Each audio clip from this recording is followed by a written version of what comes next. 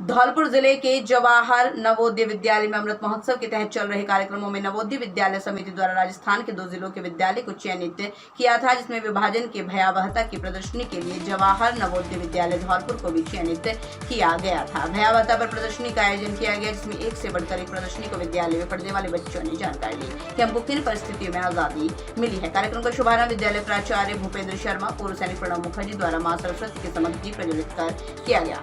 विद्यालय में लगाई गई प्रदर्शनी में 1947 की झांकियों के बारे में विद्यालय में पढ़ने वाले बच्चों को जानकारी दी गई। अध्यापकों ने विद्यालय में पढ़ने वाले बच्चों के सहयोग से प्रदर्शनी लगाई है। स्कूल छात्रा सौम्या ने बताया कि आज हमारे स्कूल में आजादी के अमृत महोत्सव के उपलक्ष्य में प्रदर्शनी का आयोजन किया गया है। उपेंद्र शर्मा ने बताया, राजस्थान के अंदर 2 ही स्कूलों को ये प्रदर्शनी लगाने का लक्ष्य दिया गया है। आज स्कूल की तरफ से बड़ा शानदार प्रदर्शनी का आयोजन किया गया। रीजन से हमारे आदेश प्राप्त हुआ, हमारे क्षेत्रीय कार्यालय है, तो उसमें ये आदेश हमें प्राप्त हुआ कि आपको प्रदर्शनी का आयोजन किया जाएगा, जिसका टॉपिक क्या है कि जो हमारे 1947 में 1947 में जो विभाजन हुआ है उसकी प्रदर्शनी लगेगी। और काफ़ी कम समय था, लेकिन हमारे बच्चे और हमारे अध्यापक कलाध्यापक श्री राधेश्याम मीना, इनके अथक प्रयास से ये संभव हो पाया। इसमें 52 तस्वीरें जो हैं मौजूद हैं, जिसमें उस समय की ओरिजिनल जो तस्वीर है वो यहाँ पर मौजूद है। उस समय के न्यूज़पेपर कटिंग जो है वो मौजूद है। अगर आप उसको पढ़ेंगे तो निश्चित रूप से आपके अंदर एक सिहरन तौर पड़ेगी कि उस समय क्या क्या घटनाएँ मौजूद हैं। बिल्कुल ओरिजिनल तस्वीर के माध्यम से उसको दर्शाया गया है। और इसमें पूरे हमारी टीम का, हमारे बच्चों का जो है अथक प्रयास जो है शामिल है। श्रीमान डी एस की इनका भी प्रयास जो शामिल है। और मेरा निवेदन ये है कि हमारे स्कूल के बच्चे तो हैं, लेकिन और स्कूल के ज़िले के जो और विद्यालय हैं और जो अध्यापक हैं, उनसे भी निवेदन है कि वो यहाँ पर आएँ।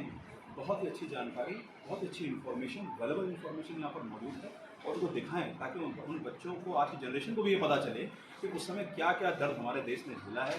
उस समय जो हमारे भारत से पाकिस्तान जो माइग्रेशन हुआ, जो पाकिस्तान से भारत जो माइग्रेशन हुआ, उस माइग्रेशन के दौरान क्या क्या चीज़ें हुई, क्या क्या घटनाएँ हुई, वो सारी जानकारी जो है उपलब्ध है। समय जो है इसका सवेरे 10 बजे से लेकर शाम को 4 बजे तक कभी वो आ सकते, पधार सकते हैं, उनको स्वागत है, कृपया जरूर है। जवाहर नवोदय विद्यालय धौलपुर में सीसीए प्रभारी हूँ। हमें नवोदय विद्यालय समिति की तरफ से हमारे विद्यालय को ये दायित्व दिया गया था कि हम अपने विद्यालय में 14 अगस्त 1947 को जो हमारे देश का जो विभाजन हुआ, धर्म के आधार पर देश को जब बांटा गया, तो किस प्रकार की भयावह जो स्थिति थी हमारे देश की जनता में, जो भय था, लोगों के साथ क्या क्या हुआ, उसको हमारे देश की जनता अभी तक अच्छी तरह से जान नहीं पाई। लेकिन हमारे देश के प्रधानमंत्री के मन में बड़ा ही एक इस प्रकार का विचार आया कि पूरी जनता, पूरे देश का आवाम इस बात को जाने कि उस समय क्या क्या स्थितियाँ रही होंगी।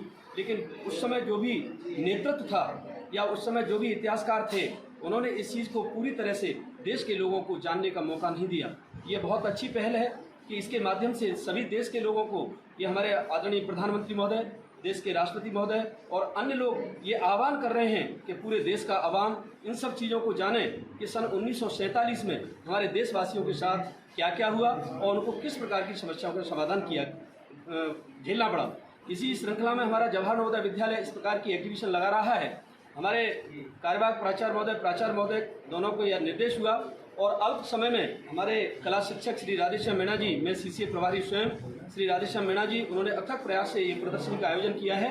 और इसमें क्रम तरीके से 53 हमने इस प्रकार के जो पोस्टर्स इसमें बनवाए हैं, उनके माध्यम से हम पूरे देश को बताना चाहते हैं। और हम सभी को जवाहर नवोदय विद्यालय की तरफ से न्योता देते हैं कि आप आएँ और हमारे नवोदय विद्यालय में इस प्रकार की प्रदर्शनी को देखें, चाहे वो गांव के लोग हों, चाहे पास के स्कूल के लोग हों, और पूरे देश में ये संदेश फैलाएं कि वास्तव में हमारे देश में ऐसे लोग रहते हैं कि जिन्होंने इस प्रकार के उसको झेला, लेकिन आज भी हमारा देश एक है और हमेशा एक रहेगा। जय हिंद, जय भारत।